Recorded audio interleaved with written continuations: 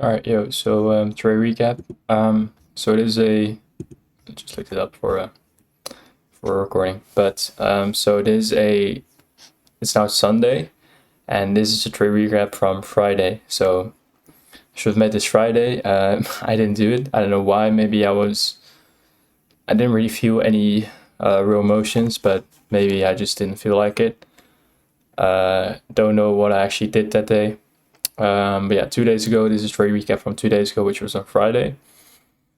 So Friday I took two trades, which were three trades actually, which were two losses and one break even, in the order of being a loss, break even, another loss. So looking at the account now, you can see 48,860. So I have $860 left of drawdown, which is not even 1%. It's 0.68%, I think, 86%, I think. Yeah. Yeah. So December so far has been crushing me, I would say. This day should have been a 700 day, so I'd still be up $500. So I'd still be in drawdown, but around. The account should be now at 49K 300. I don't know how these months. I really don't remember. These looked okay. These looked okay as well. Yeah, December has been crushing me like crazy. These trades that I did take were like, you could say, oh, why did you do this? Like, it's obviously it's going, but I will explain why I take the trades. So looking at the charts, I have delayed data now. That's the thing. All right, so yeah, going into today, I can actually leave this on here. Going into this day, I was actually bearish. So looking at the structure, we were obviously bearish. I'm not gonna really mark it an ES. Like ES is basically looking like the same thing. Oh, I do need to get the data then, because I can't go on those time frames. Maybe on top of X. I think I'm able to. So let me go to this. Let me go to full screen. All right, so let me go and check this 3-day. All right, doesn't work. But let me just go on trading view. That doesn't really matter. But from here, gonna go on weekly. Can go on a weekly. So we had a similar weekly piss here. So I would still be bullish in a bigger time frame. It obviously does look with this huge drop from FOMC. It does like we want to go lower, obviously. But on a Friday, when we are at the low of the week on Friday, so Friday, I already put the low of the weekend, which was at 7 a.m. Market open, you could see black line or black line vertical red line here. That's the market open. And just looking at the structure, if you could just look at this, like obviously it looks bearish. And my rules also tell me, all right, on Friday where we have no, on Fridays where the drawn liquidity is, like obviously it's bearish now, but Friday when it put the low of the weekend, when it is going lower, when Friday is at the low of the week, I'm never ever looking for bullish prices, because looking at the weekly profiles, there's never a day in the week where Friday is going to take the low of the week, which would be here, and it's going to go to the high of the week. Like it could retrace, of course, but just going with the trend, I'm just looking always when Friday puts the low of the weekend, I'm always looking, okay, 930. From there, I'll be looking for lower prices. Could change intraday, of course, but yeah, going today, I was bearish. And you can see we suddenly have this huge pump here. No one can really tell me, okay, I was waiting for this to happen. Like it's just really, really bearish. It's on a 15-minute chart. I could go to the 5 minutes. I don't even have the 5 minute. I do, okay. Looking at the 5 minutes, this is the structure that we had. So obviously this looks really bearish. How can you be looking for a bullish setup in this? I was looking for shorts, even when we got this huge pump higher. Yeah, trades that I took. So first loss of this day, just took a loss, which was right here. We were really, really bullish, which is on a 1 minute. That's right here. So on a 1 minute, we were really, really bullish. Obviously, we had this huge push here, 1035. We are a bit of accumulating here after this huge run, and I was looking for bearish prices, even with this huge run higher.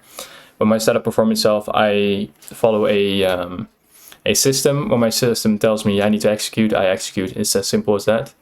And yeah, my setup formed and my system told me to execute, and I did. So what we had was take equalize, my setup, take equalize. We inverse a singular busy, which we do here. That was my entry. Break even would be at the low. ES didn't really came to the low here as well. Like I was looking in ES, but we came nowhere close here. And yeah, that was the first loss. And you can see we didn't went higher. There was no bullish setup in here anyway. So yeah. and then took a break-even trade, which was also a short, which was here at 10:30 or 13:30, sorry, and that was, I don't know what this was, but I took a break-even trade and was somewhere in here. Yeah, that was right here. So here. So take out this equal highs, bearish bias, or I still have a bearish bias. Still think we're gonna go lower. We are in this bigger time frame SIBI. We also took out liquidity here, which was from yesterday. So it's on Thursday, 9:30 opening. I thought that we were gonna take some liquidity out here, and then we're gonna drop lower, at least rebalance somewhat of like an inefficiency in here, like a 1 hour in here, or I don't know, but at least I thought we were gonna rebalance. And then I took a short in this, which was on this candle here, close below, stop at the high, taking out equal lows here as well, or equal highs. I'm not really zooming in here, I'm on my laptop, but we are probably inside a bigger time frame gap in here as well.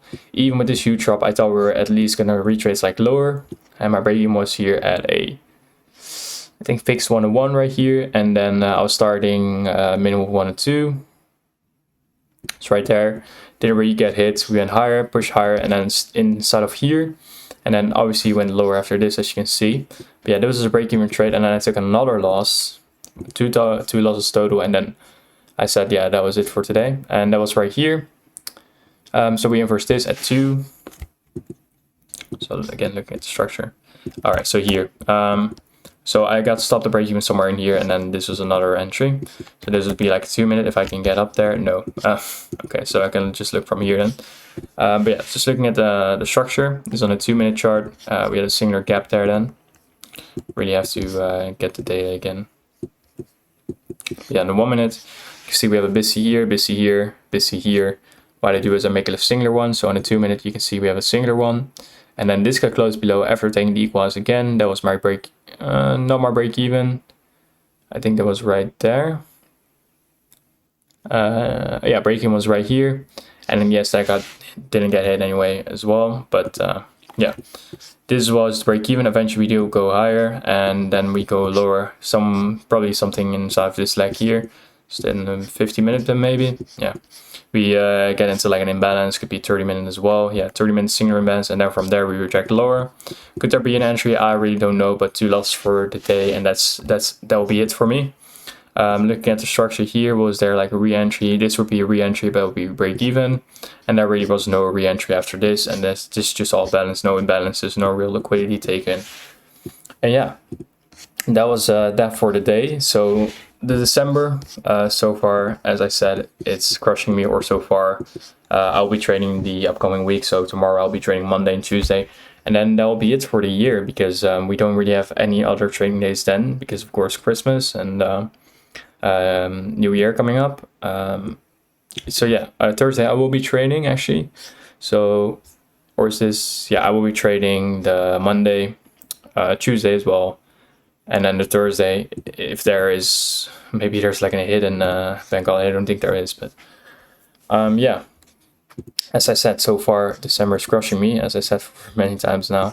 And I know that many IC traders have this. I've heard many people talk about this, and it's just like it isn't for everyone. Like I'm not speaking for everyone that trades IC, but I know a lot of IC traders are having trouble with December, August, like those months. Especially, but still it's like hard. You know that there are other people, but you don't really see the results because no one really shares their losses, and it just yeah, it just sucks, of course, taking all of these losses. But I'm not profitable yet, of course, so I don't really have any expectations, but still it just sucks knowing this month. But that's what I, like you could say, like that's what I sign up for, because I know December, just look for my data, but December are my best months. I could just skip this month and then trade in January, but I like trading. I'm not gonna lie, I just like trading. I like doing it. I like learning. I like it. So even with all these losses, I'm still learning. Even though it sucks, it's still, I'm learning, and that's the only thing that matters to me. And yeah. January will be better price action, I would say, like half, and then end of January that will be better, but beginning of January also won't think there will be great price action. Maybe I could blow the account then, who knows? But definitely, I really think that I have a lot of faith in it myself. I think 2025 will be definitely the year that I will at least pass an account. Like if I not pass an account the entire year, I would maybe I need to give up on trading. I won't, but yeah, maybe I need to, but no. 2025, I really think I'll at least pass an account, and then I think it will be the year for me that I will definitely find some consistency. Just now trading my model for some time now, and then if I do that the entire of 2025 with all the data I have supporting my my strategy, then it should be profitable. So I'm really curious what 2025 will bring, but I'm having a lot of faith with it or in it. And yeah, so far December has been crushing me. It sucks, but I like it. It's learning as well. And as I say in my backtesting session as well, I've seen from my data December is not my best trading month. And with this being like live backtesting, live getting data, like it's the same thing.